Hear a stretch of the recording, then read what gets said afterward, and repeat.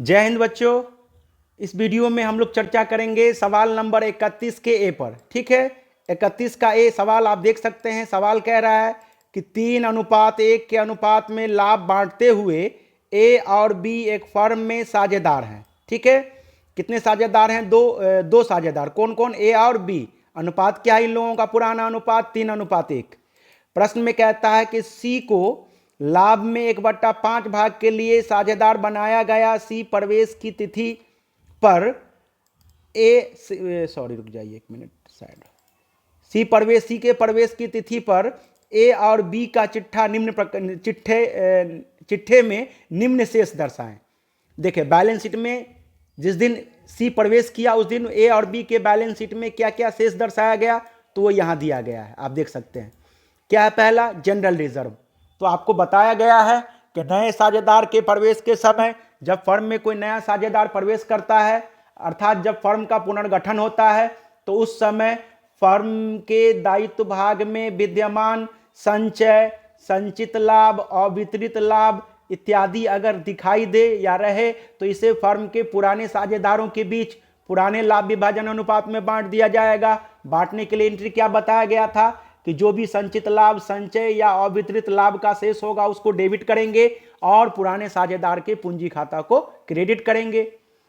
उसी तरीके से फिर यदि संपत्ति भाग में कोई अवितरित हानि या संचित हानि का कोई शेष दिखाई दे, तो उसको भी फर्म के पुराने साझेदारों के बीच बांट देते हैं। इसके लिए क्या एंट्री करेंगे? तो इसके लिए partners capital account, old partners capital account को डेबिट करेंगे और जो भी अवितरित हानि, संचित हानि का शेष होगा उसको क्रेडिट करेंगे। ठीक है, तो संचय को क्या करेंगे? पुराने साझेदारों के बीच पुराने अनुपात में बांट देंगे, अर्थात जनरल रिजर्व क्या होगा? डेबिट होगा। जनरल रिजर्व का कौन बैलेंस होता है? Credit balance. इसको बांटेंगे तो क्या करेंगे? डेबिट करेंगे। आगे है आकस्मिकताओं के लिए संचय। एक और रिजर्व है कंटिजेंसी रिजर्व, इसको भी क्या करेंगे? डेबिट करेंगे। ठीक है, आगे क्या है? एम्प्लॉइज कंपेंसेशन फंड यानी कर्मचारी क्षतिपूर्ति कोष, इसका भी क्रेडिट बैलेंस होता है, इसको भी क्या करेंगे? डेबिट करेंगे। अर्थात ये तीनों बटेगा, ये तीनों डेबिट होगा और पुराने साझेदारों का पूंजी खाता क्या होगा? क्रेडिट होगा। आगे देखते हैं स्थगित आयगत व्यय, डेफर्ड रेवेन्यू एक्सपेंडिचर। क्या दिया गया? विज्ञापन व्यय। यह हानि है, यह चिट्ठा के संपत्ति भाग में होता है। ठीक है, अर्थात इसका डेबिट बैलेंस होगा। एडवर्टाइजमेंट एक्सपेंसेस, विज्ञापन व्यय, यह स्थगित आयगत व्यय है। ठीक है, तो इस व्यय को भी अपलिखित करना है, खत्म करना है। तो इसका क्या कौन बैलेंस है? डेबिट बैलेंस है। यह चिट्ठा के संपत्ति भाग में है, मानो यह एक तरह से हानि की तरह है, तो क्या करेंगे? इसको बांटेंगे तो ये क्रेडिट हो जाएगा। क्यों? क्योंकि इसका डेबिट बैलेंस है। तो इसको क्या करेंगे? क्रेडिट। और partners capital account, old partners capital account क्या हो जाएगा? डेबिट। तो ये इसमें दो एंट्री बनेगी। आप चाहें तो एक एंट्री इसके लिए, एक इसके लिए, एक इसके लिए, एक इसके लिए। 4 आइटम है, 4 आइटम के लिए आप 4 एंट्री कर सकते हैं। इसके लिए general reserve account debit to old partners capital account, अर्थात to A's capital to B's capital. Contingency reserve account debit to A's capital to B's capital. Employees compensation fund account debit to A's capital to B's capital. तो ये चूंकि तीनों debit हो रहा है और old partners capital account credit हो रहा है, तो हम एक ही एंट्री में चाहें तो तीनों को डेबिट करके ओल्ड पार्टनर्स कैपिटल अकाउंट को क्रेडिट कर सकते हैं।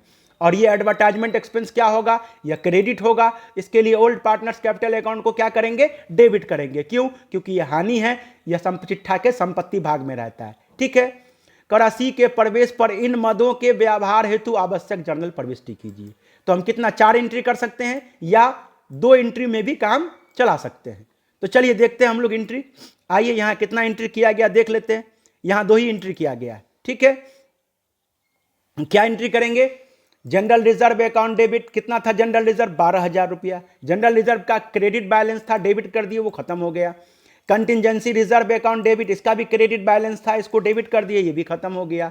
Employees compensation fund account debit, इसका भी क्रेडिट बैलेंस था, इसको भी डेबिट कर दिए, खत्म हो गया।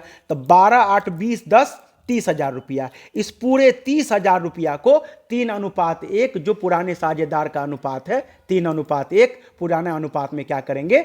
बांट देंगे। तो क्या हो जाएगा? टू एस कैपिटल अकाउंट कितना? 22,500 और टू बीस कैपिटल अकाउंट कितना? 7,500, है ना। तो हम इस एक एंट्री की जगह पर 3 एंट्री भी कर सकते थे। कैसे?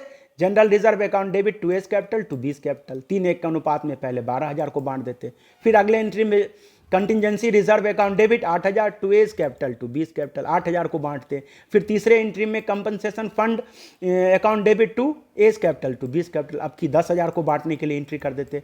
तो फाइनली इफेक्ट यही पड़ता जो अभी एक एंट्री से पड़ रहा है। ठीक है, तो हमने क्या किया, तीनों रिजर्व और फंड को हमने क्या किया, डेबिट कर दिया। क्यों? क्योंकि ये तीनों आर्थिक चिट्ठा के दायित्व भाग में रहते हैं और इसका क्रेडिट बैलेंस होता है। इसको बांटने के लिए, खत्म करने के लिए क्या कर दिए, डेबिट कर दिए। और इसको बांटने से साझेदार की पूंजी बढ़ेगी, साझेदार की पूंजी में वृद्धि होगी, इसलिए हमने पार्टनर्स कैपिटल अकाउंट को क्रेडिट कर दिया। इस पूरे 30,000 को 3:1 में हमने बांट दिया, जिससे 22,500 किसको मिला, ए को, और 7,500 किसको मिलेगा, बी को। आगे देखते हैं, वो जो एडवर्टाइजमेंट एक्सपेंसेस था, डेफर्ड रिवेन्यू एक्सपेंडिचर, उसको बांटने के लिए, तो चूंकि उसका डेबिट बैलेंस था, उसको बांटेंगे तो साझेदार का पूंजी खाता डेबिट हो जाएगा, अर्थात एस कैपिटल अकाउंट डेबिट 12,000, बीस कैपिटल अकाउंट डेबिट 4,000 और टू एडवर्टाइजमेंट एक्सपेंस कितना था, 16,000। इस 16,000 रुपया को ए और बी में 3:1 के अनुपात में बांट दिए। एस कैपिटल अकाउंट को डेबिट किए, बीस कैपिटल अकाउंट को डेबिट किए और एडवर्टाइजमेंट एक्सपेंस को क्रेडिट किए। क्यों क्रेडिट किए? क्योंकि एडवर्टाइजमेंट एक्सपेंस या डेफर्ड रिवेन्यू स्थगित आयगत व्यय है, यह कहां होता है, चिट्ठा के संपत्ति भाग में, इसका डेबिट बैलेंस होता है, इसलिए इसको बांटकर खत्म करने के लिए इसको हमने क्या किया, क्रेडिट किया, और इससे साझेदारों की पूंजी में कमी आएगी, इसलिए हमने साझेदारों की पूंजी खाता को डेबिट किया। तो ये रहा हमारा दूसरा एंट्री, आप देख सकते हैं। तो इस तरह से हम 2 एंट्री से भी काम चला सकते हैं, और हमने अभी बताया आपको कि हम चाहें तो इसके लिए, इस 3 के लिए अलग अलग 3 एंट्री और इसके लिए एक अलग एंट्री, यानी 4 एंट्री भी हम चाहें तो कर सकते हैं, कोई गलती नहीं होगी, वो भी इसी तरीके से किया जाएगा। तो आप देख लीजिए सवाल। आगे ध्यान रखना है कि चिट्ठा के आगे जब प्रश्न बनाएंगे, लॉन्ग टाइप, इससे भी बड़ा बड़ा प्रश्न आएगा, इससे भी लॉन्ग टाइप क्वेश्चन जब बनाएंगे हम लोग, तो उसमें हम लोगों को चिट्ठा में दिया जाएगा general reserve, reserve fund, employees क्या कहते हैं, कंपनसेशन फंड या कंटिजेंसी रिजर्व, ये सब भी चिट्ठा के दायित्व भाग में आपको दिया जाएगा। तो जैसा हमने अभी बांटा है, इसी तरह से बांटने के लिए एंट्री करेंगे, और फिर जो भी जैसा प्रश्न कहेगा उस तरह से हम प्रश्न को हल करेंगे। फिलहाल आपको इतना याद रखना है कि यदि प्रश्न में जनरल रिजर्व, कंटिजेंसी यानी चिट्ठा के दायित्व भाग में कोई भी संचय, संचित लाभ और वितरित लाभ यदि दिया रहे, तो शेष दिया रहे, तो उसको पुराने साझेदारों के बीच पुराने अनुपात में बांट दिया जाता है। एंट्री क्या होती है, संचय, संचित लाभ और वितरित लाभ के शेष को डेबिट करते हैं और पुराने साझेदार के पूंजी खाता को क्रेडिट करते हैं। ठीक है, और उसी तरह अगर संपत्ति भाग में कोई हानि का शेष दिया गया है तो उसको भी बांटते हैं, उसके लिए old partners capital account debit किया जाता है और उस हानि के शेष को क्रेडिट किया जाता है। ठीक है, तो इस तरह से आप इस सवाल को बना सकते हैं। आप देख लीजिए सवाल को नोट कर लीजिए, स्क्रीनशॉट लेकर के नोट कर लीजिए और एक बार खुद से बनाने का प्रयास कीजिए। ठीक है, अगर कुछ प्रॉब्लम होती है तो आप हमसे ज़रूर पूछिए। अब हम विदा लेते हैं, अगले वीडियो में अगले प्रश्न पर चर्चा करेंगे। तब तक के लिए जय हिंद, जय भारत।